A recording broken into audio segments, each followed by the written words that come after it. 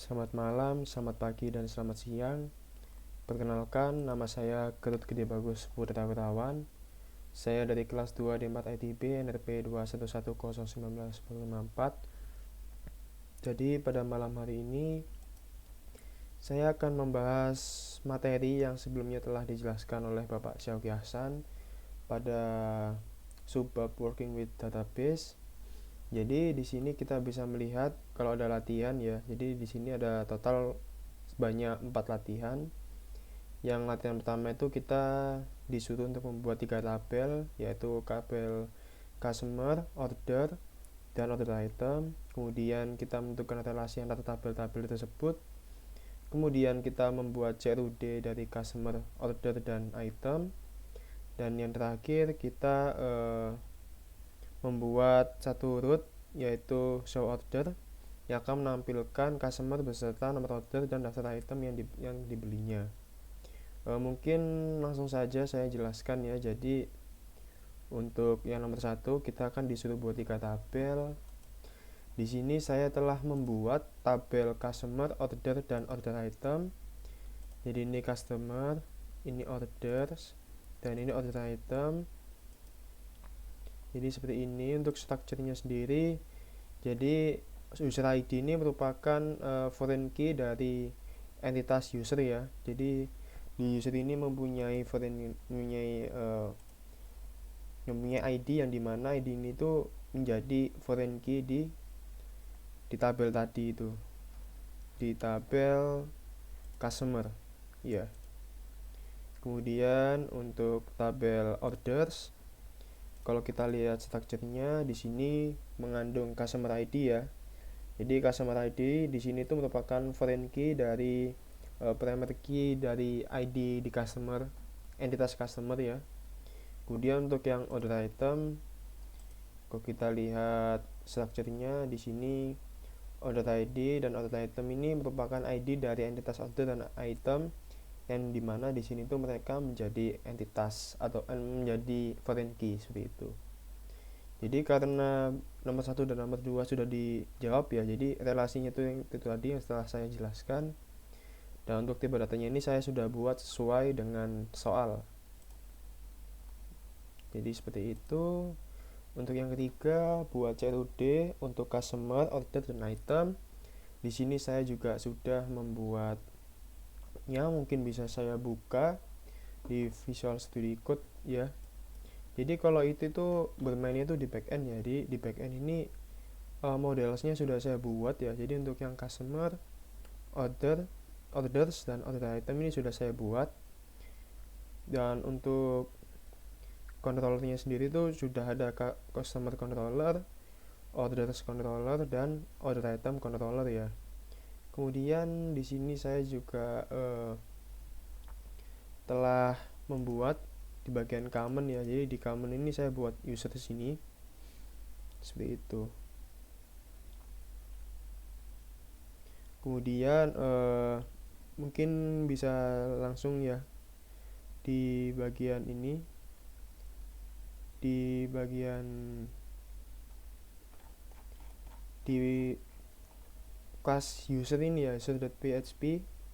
Jadi ini yang saya sebut tadi di common ya. Jadi di sini saya menambahkan metode public function get customer yang dimana akan return user ID dan ID. User ID yang bernilai ID seperti itu. Mungkin selanjutnya saya akan menjelaskan tentang customer controller ya. Jadi di customer controller ini di bagian action index ya. Di bagian action index saya telah buat seperti ini. Kalau kita lihat soal di sini tuh kita buat satu user yang hanya boleh membuat satu customer saja. Berarti satu user account yang di sini tuh hanya boleh membuat satu customer saja. Di sini saya telah mencobakan membuat satu customer. Ketika saya mengklik lagi saya tidak bisa mengklik customer karena sistem telah dibuat seperti itu. Mungkin saya bisa kembali lagi ya ke VS Code. Tadi cuman penjelasan saja mengenai soal output dari soal nomor 3 ini. Jadi di action index sudah saya buat seperti ini. Lalu di customer view index, jadi di sini tuh merupakan view dari customer index ya. Jadi di customer ini tepatnya di index ini saya telah membuat. Jadi di sini kalau kita lihat di sini memakai PHP ya. Jadi PHP ini akan mengecek apakah statusnya itu bernilai true atau false gitu ya. Jadi kalau kita lihat di sini, kalau misalkan bernilai true maka akan menjalankan create customer ini dengan button sukses. Berarti bisa diartikan kalau demo yang saya jelaskan tadi di sini tuh bernilai false. Karena apa? Karena di sini buttonnya kan tidak bisa dipencet. Dan kalau kita lihat di bagian else ini tuh buttonnya tuh disable ya, jadi tidak bisa dipencet seperti itu. Jadi bisa kita lihat kalau bernilai true maka kita bisa membuat customer. Sedangkan kalau tidak bisa dipencet berarti ininya bernilai false seperti itu ya. Kemudian kita kembali lagi ke customer controller, tepatnya di action create ya. Action create di sini saya menambahkan model user ID y app user ID seperti itu. Kemudian setelah saya menambahkan ini, saya menuju ke form.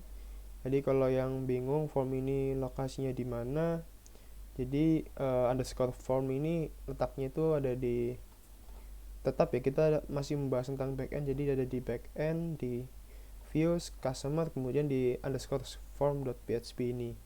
Jadi di sini saya menambahkan baris kode, yang dimana baris kode tersebut tuh yang saya blok ini, dan tujuannya mengapa saya menambahkan baris kode ini tuh supaya agar user ID itu tidak bisa diedit ya. Jadi tadi ketika saya membuat customer itu saya tuh tidak bisa mengedit ID-nya ini. Jadi ID-nya itu sudah otomatis tergenerate seperti itu. Jadi itu merupakan alasan mengapa saya menambahkan baris kode berikut, karena itu tadi supaya secara ID ini secara otomatis itu akan dibuat oleh sistem tanpa kita mengeditnya ataupun menginputkan datanya. Kemudian dan juga sebelum saya menjelaskan lebih lanjut, mungkin di sini juga dapat ya read only ya. Jadi ini juga alasan kenapa kita tidak bisa mengubahnya tadi itu, karena di sini read only bernilai true. Kemudian saya akan kembali lagi ke customer controller ya. Jadi di customer controller ini saya membuat metode, saya taruh di bawah ini. Metodenya itu action show orders. Jadi metode ini itu saya tambahkan yang nantinya akan return view show order ya. Jadi show order ini tuh view-nya itu ada di mana, bisa saya tunjukkan langsung ya mungkin. Jadi show order itu di sini tempatnya. Bisa saya double klik. Jadi di sini tuh berisikan ini berisikan order-order yang telah dipesan oleh user seperti itu ya. Jadi kalau bisa kita lihat di sini akan merender show order. Jadi karena saya sudah create customer ya sebelumnya, jadi untuk mengakses method, maksud saya mengakses view dari ini tuh caranya cukup mudah ya, karena kita tinggal menambahkan show order setelah customer ini. Jadi ini kan customer, kemudian slash show order ini, show order. Oke. Dan di sini ordernya masih kosong karena saya juga belum membuat contohnya. Namun bisa kita perhatikan poin yang paling penting di sini tuh bahwa show order ini bisa ditampilkan dengan baik seperti itu. Jadi ini untuk menjawab pertanyaan nomor 4 ini ya, membuat satu root yaitu customer show order. Di sini juga customer show order. Dan CRUD-nya tadi saya juga sudah buat ya untuk yang customer ya.